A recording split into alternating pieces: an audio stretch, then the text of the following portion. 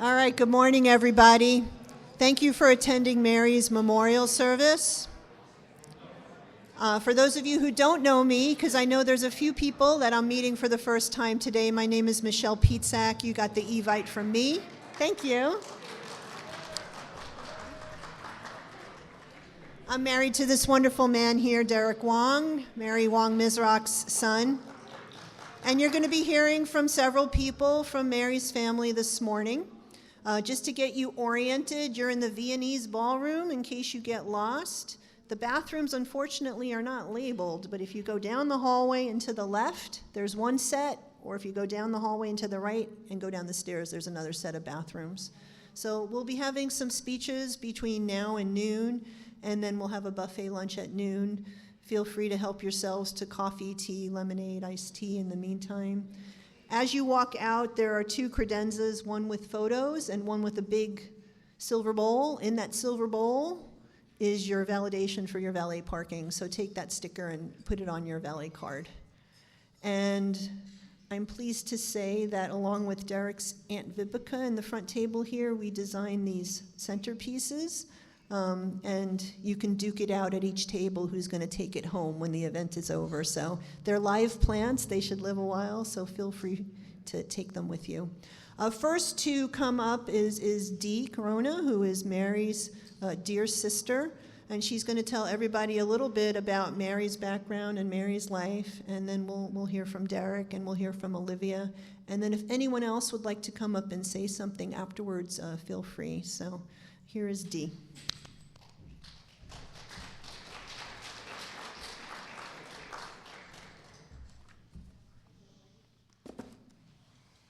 Good morning, everyone. As you know now, my name is Dee Corona. Welcome to the celebration of the life of my amazing big sister, Mary Wong Mizroch. First, I want to thank Derek's wife, and she disappeared on me. There she is. Dr. Michelle Pietzak for finding this beautiful venue and organizing this event. Thank you, Michelle.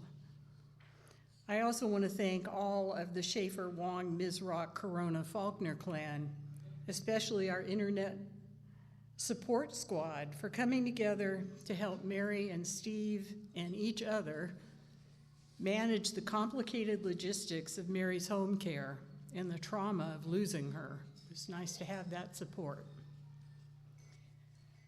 A very special thank you to Erica Gomez, who is not here today. Erica was Mary's exceptional caregiver who took care of all of us, as well as Mary. Finally, thank you for all of you for coming here today to honor Mary, a woman who touched many lives and left a lasting impression on those who knew and loved her.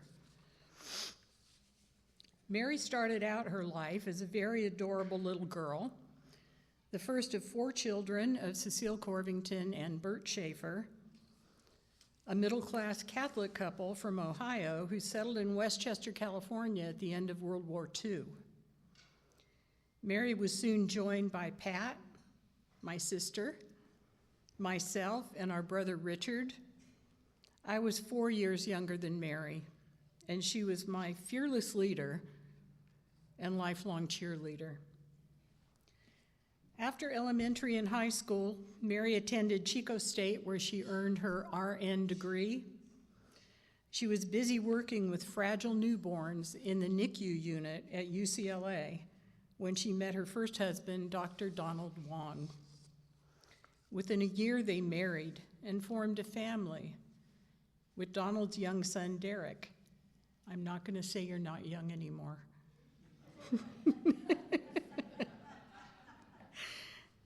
Their son Jason was born in 1972, and Stefan was born in 1974. Her life had centered around her family. Donald opened a medical practice, then another. Mary focused on managing their busy household and mothering their charming and energetic sons. In August of 1986, Mary suffered the loss of Donald, Jason, and Stefan in a disastrous mid-air collision over Cerritos. as they were returning from a fishing trip in Laredo, Mexico. Derek had joined his dad and his brothers in Laredo, but arrived later because he was occupied with, I think, finals, right? And he decided to stay a little longer, and he took a different flight home. Somehow Mary also survived this tragedy, and with her iron will, went on to forge a new path, never forgetting, but intentionally moving forward. She met her second husband, Dr. Stephen Mizroch, at a medical conference in San Francisco. They married, bought a home in San Rafael, and settled in. Mary's love of travel began early in her life and expanded when she moved to Northern California. She traveled far and wide with Donald and with Steve, with Pat and me, on family trips with all of us and our husbands. Pat went with her to Africa and China and Haiti. I shared trips to Indonesia, Provence, and Cuba. It was always so special to have her to myself on these trips. My husband Joe and my daughter Lori, who isn't here today, but did attend the Northern California service, they both appreciated and loved her as much as I did, and still do. Mary's love of travel was fueled by her love of people, places, and culture. She was curious, open-minded, and engaging. As many people travel through life, they shed relationships. Mary held on to her family and her friends. We mattered to her. Throughout her life, she nurtured these friendships, and through her travels, she added more. It warms my heart to see this group of people here today to honor my sister with your presence, a testimony to her grace, kindness, generosity, and strength. Thank you so much.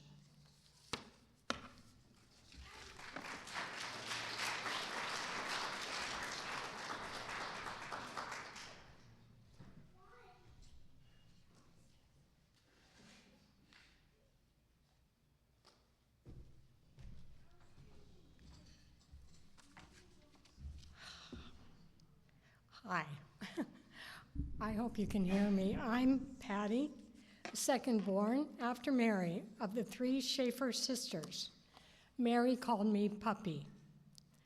Where to begin? We grew up close. She was smart and stayed out of trouble. We teased her for getting a gold star for trimming the hedge without being asked. Literally, a little gold star stuck on an index card and bestowed at the dinner table by Dad. She was probably 10 years old. The 3 kids never let her forget it. She was just like that. She did things right for no good reason. Mary did research. She planned. She organized. She got things done. She liked to give her opinion and advice, often without being asked, but usually right up your alley. She made you think. Mary, we already said that she did research, so I'll go to the next paragraph. If you were lucky enough to be her friend or family, you knew firsthand how much she loved you, reaching out to connect just because. On random Sunday mornings, I would get a call just to catch up, just to share the everyday stuff of life. My day would always be brighter for it. We were rock solid as sisters. A certain look or roll of an eye was all it took to crack each other up. Dependable as oxygen. This was important stuff. The links in a chain unbroken. Her life took on astounding twists and turns. She grieved privately and carried on. She showed us what resilience looks like. I want to share this poem by Maya Angelou that puts words to how I feel about my sister. When great trees fall, Rocks on distant hills shudder. Lions hunker down in tall grasses, and even elephants lumber after safety. When great trees fall in forests, small things recoil into silence, their senses eroded beyond fear. When great souls die, the air around us becomes light, rare, sterile. We breathe briefly, our eyes briefly see, with a hurtful clarity. Our memories suddenly sharpened, examines, gnaws on kind words unsaid, promised walks never taken. Great souls die, and our reality, bound to them, takes leave of us.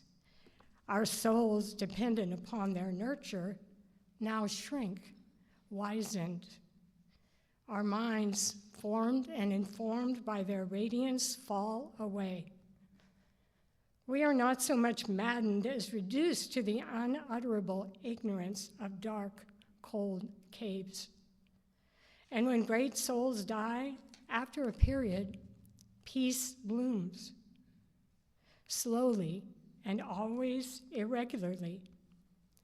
Spaces fill with a kind of soothing electric vibration. Our senses restored, never to be the same, whisper to us. They existed. They existed. We can be and be better, for they existed.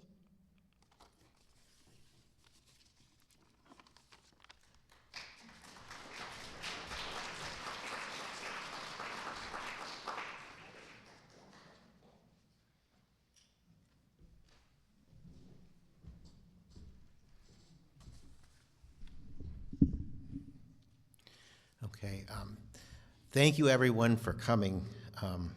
It's great to have so many friends and a lot of family here.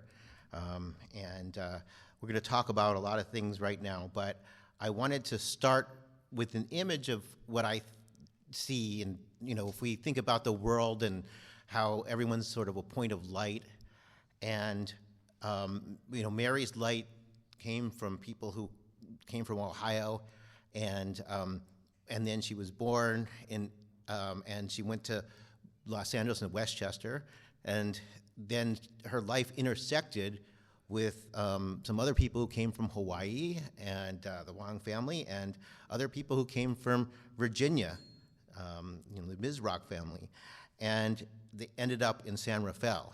And during this time, she attracted a lot of other lights because she was a very bright light. And one thing is that she never got rid of her friends or family. Like some of us, the friends and family come, but she it's like a Congo line, right? And you just kept going.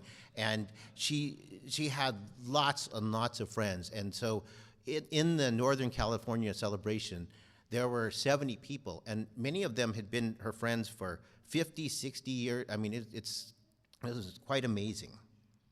So I wanted to say something a little bit. I mean, you've met Pat and Dee, but Mary came from a family with a very amazing family, and the women in that family are very independent. They have great wit and great capacity for love, and started with Mary's mother, Cecile, and you can see that went down to the Schaefer women. So I'm a geneticist, so I know this, and you can see something happened in those X chromosomes. I don't know. Anyway, as you heard, she was a great student, but this is going to be important with one of the things I say later. But she was one of the first neonatal intensive care nurses. Actually, she was at County General. And that's where she met my dad. As a UCLA person, I have to admit that at that point they did have a decent, USC had a decent thing, but it's all right. But if you know the neonatal nurses, if any of you go into the NATO intensive care unit, they are very, very protective. They're extremely intelligent, and they're really, really good at what they do, and they're competent under pressure. And Mary was just like that, and she transferred that over to her family. And so she met my father, and as some of you know, my father had already gone through a lot of trauma in his life because my mother Elaine and brother Gregory were, had died, and so she stabilized his life. I mean, she fulfilled it. It was a really, really tough time for him, actually, because of some of the Wong family. I was raised partly with my Aunt Rochelle and Uncle David and my cousins, but she came into his life, and she fulfilled. She made it much more enriched and just saved him from what it could have been. And I actually found a card from him when we were going through Mary's things, and Mary saved it, and it was a card for her 30th birthday, and it said, our children require all the love and attention that you so freely provide. My life is filled consistently with overwhelming demands by my patients and business commitments, yet in moments of quiet reflection, I find peace, love, and happiness in our marriage. And I think that sums it up. I mean, I couldn't have said it better. Now,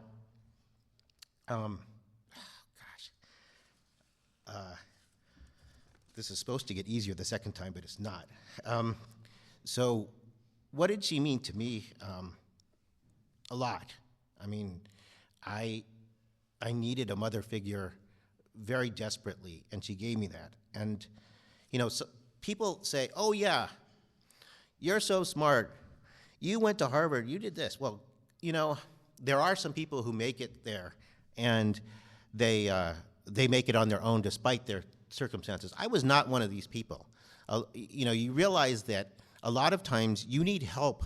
Okay, we all need help in certain areas. We're good in certain things, but my thing was I didn't want to do English, right? I mean, I could have cared less because I was doing math and I liked that. But she was really good in English, and because of her, I actually had to be passable at English, right? So then, I could. You realize that English is important later on, right? It sucks, even though that the national merit they do double the English plus the math, which I'm not. I don't have any bitterness about that, but anyway, so the thing is though, without her help, there's no Harvard, there's no medical school. This is something that like she taught me so much about academics, but more about life, right? And to the Wong family, my dad, everyone said he's the peacemaker, right? And I don't think Mary was a peacemaker because, but I think she was like a goodwill ambassador, and she got to know a lot of you very well, and I think that you guys enjoyed each other's company, and it was a wonderful relationship that she had. The accident, of course, she was so incredibly strong, and it didn't define her. So Jason and Stefan were not, it wasn't that they, it was a tragedy. It was that she raised two amazing children, but she made, she basically got through something that would have consumed many people with so much strength. I just couldn't believe it. And then, she built up, she was actually a business person, and I didn't realize how much till very recently, but she actually funded a scholarship at UCLA. So it's the Donald Jason and Stephen Wong Scholarship. I think it has it's going to have $1.5 million, and it's for first-generation medical students. And so it's helped many, many people over the years. And she adopted me after the accident. She saw me through adulthood, and she developed a wonderful relationship with the family, including Michelle, my wife, and they could talk. She finally found someone who could talk about art and culture, unlike me. I'm at the Bill and Ted level, right? And then, so we had a great relationship, and then we still did. On July 18th, 2000, things changed a little bit. I got to the back of the line because Olivia was born. Her friends at the Northern California thing, oh yeah, I know you. Oh, Olivia, I know you, right? I mean, anyone who, but I'm so happy that that Olivia had a grandparents, both Mary and Steve, in her life, because they really helped shape her. Because I was thinking, Michelle and I were very, very busy, and it's not like we're paragons of virtue, right? And I was like, how did Olivia turn out to be, well, maybe Michelle is, right? But I'm not, right? And so how did she turn out so well? And it was because of influence of friends and of family, and Mary played a big role in that. So then, after the accident, Steve comes along, and I met him, and he was a nice guy, and he was a doctor, and I was like, but he's a little quirky, right? My first impressions, and I said, he's kind of a nerd, and this is from a math major, right? So I'm like, but then as time goes on, you realize that he is so sensitive and just a wonderful person, really intelligent, but quiet intelligence, right? He and has a lot of appreciation for music, art, and they enjoyed great food, great wine, great friends, and they went to all the places that you heard of and many more. And they, and I wanted to say something because Steve can't be here, and Steve got very, very depressed. For those of you who don't know, he actually had to be admitted to the hospital. But he is getting better, okay? But I want you to know, Steve, that you are the best thing that could have happened to her, and that we love you, and that you matter, and we want you to get better. Now, did they have arguments? Well, I heard about one argument. So this is the kind of relationship they have, right? So I want you to vote with your heads, and this is a thought experiment, right? So Mary liked to go places, like go to a church or whatever, when let's say you're on vacation in some exotic place, and she wanted to see all these artifacts. Well, Steve said, I need a day off. So Steve had, on Wednesday, he had his day off. Monday, Tuesday, Thursday, Friday, they would go see the churches or whatever things that they wanted to see. Steve gets sick to his stomach on Wednesday. So on Thursday, he said, well, I'm taking my day. And Mary said, wait a second, that's the church day. And he said, no, that's my day off. So the question is, what do you think? Do you think he should have gone to the church, or do you think he's a day off? And I'm sorry, Mom, but I think that I agree with Steve. He needs a day off. So that was if that's the worst argument that you have, and that's pretty darn good. And so, but I do want to say, to Steve that you've been amazing. And for those of you who want an update, he is slowly getting better. And he's, a lot of you have sent cards and stuff, and it's really been heartfelt, and we really appreciate it. He will be able to take probably calls, but not quite yet. I think he wants to be out of the place he's in. So we're positive about that. Now, also, Steve tells everybody, thank you for all the love that you've shown Mary over the years. It meant the world to her and me. And then I want to say a little bit about, when Mary got sick, because it's hard for everyone, because a lot of you were so close to her, and, sometimes my relatives would get ill, and maybe they had cancer, and they couldn't see anyone, and you feel like, well, what did I do? Why am I not allowed to see someone?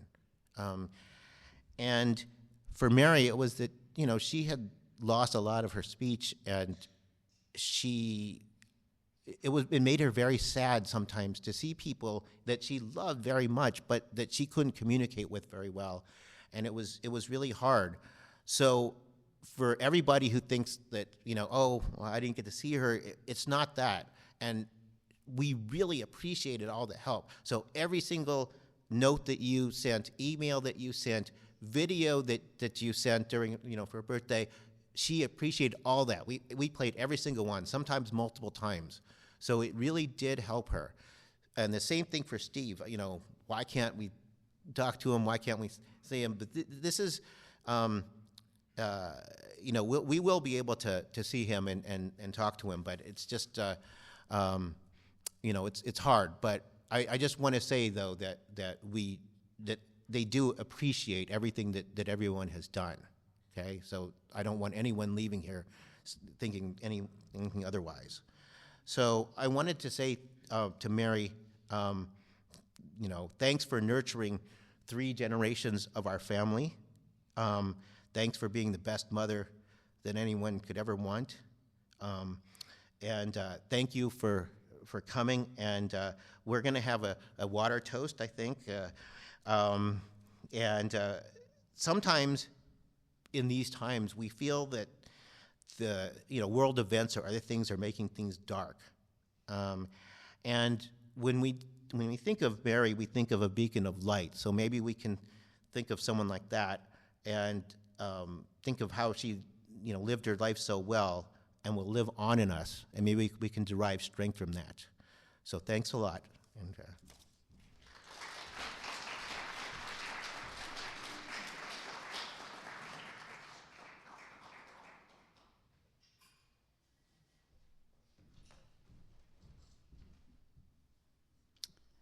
Hello, everyone. Thank you for coming again.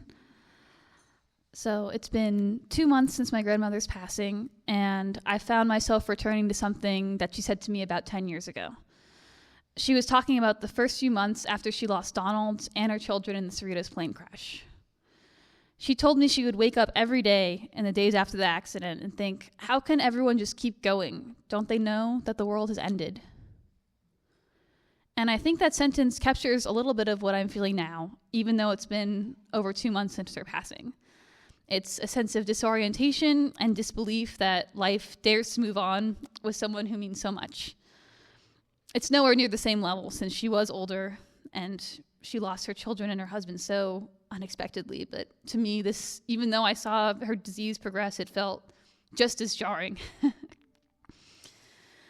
But what defined my grandmother wasn't her grief surrounding those events or any other really tough things in her life. It was her active choice to be better in the world around her it was her active choice to better the world around her despite her hardships. She didn't shut the world out. Instead, with time, she opened herself back up to life. She found love again with Steve. She built up new, meaningful relationships in Marin. She continued to care for all of the members of the Wong family and build lasting relationships. And she traveled the world and gave back through so many different avenues. Like she built houses for the Habitat for Humanity trips with Steve. She did the scholarship for in-need students at UCLA. I remember talking to her one Thanksgiving and finding out that she spent that morning delivering turkey meals to people who didn't have food around Marin and would knock on their doors and give them plates. She would pick out library books for individuals in the community who weren't ambulatory and go to their houses and pick all of these things out for them and have a little book club. She took part in the famous Nurses' Health Study for over 30 years, giving scientists vital data on our understanding of aging and diseases. And she just did so many beautiful things in her life just to better the community around her. And she didn't turn away from others in her pain. She leaned into her community. She offered her strength, wisdom, and compassion to everybody around her. I was born after the Cerritos accident. I didn't have a chance to know my grandpa Donald or Jason or Stefan. I know many of you did. But because of the way she spoke about them, with so much love, humor, and presence, and sharing their memories with me over dinner, just on a walk, hearing about them, She brought them to life for me and gave me the gift of knowing them through her stories and photos. It's a gift she's given to many people in our family. Through her photographs, her handmade family trees of the Wong family and saved articles, she was the family historian and somebody who tied us all together. And I hope to keep her memory alive in this way too. I will never stop sharing memories of her. One of the most special times I had with Mary and Steve was during the start of COVID, when I stayed with them for 4 months while I was finishing up my junior year at USC. It was an uncertain time for everybody, but looking back, we had a lot of joyful moments together. We cooked, we read the newspaper every morning, we hiked, we watched movies, and we just lived together. I feel very blessed to have had those couple of months with them. It was during one of those walks through a cemetery in Marin that Mary opened up to me about how she survived her devastating loss. She said, "I don't need a grave to visit my kids or Donald. I visit them all the time in my mind." And that quote has stayed with me, and it's taken on a deeper meaning now. So her final wishes are to have her ashes spread in the Pacific Ocean, which is going to happen tomorrow morning. So there's not going to be a grave for any of us to visit. But just like she visits her loved ones in her mind and her heart, I hope that we can do the same for her and carry her stories onwards and remember her laugh and her strength and her warmth. I want to feel close to her whenever we feel whenever we help someone in need, when we feel close to the ocean, or whenever we choose connection in the face of sorrow. So in honoring her today, I feel like we're honoring the way that she lived by continuing to build her relationships, to build better communities, and to find resilient joy, even when it feels like things have ended. We'll continue to carry her with us. And I would like to ask anyone else who would like to speak or say a few words about Mary to come to the podium now. Thank you.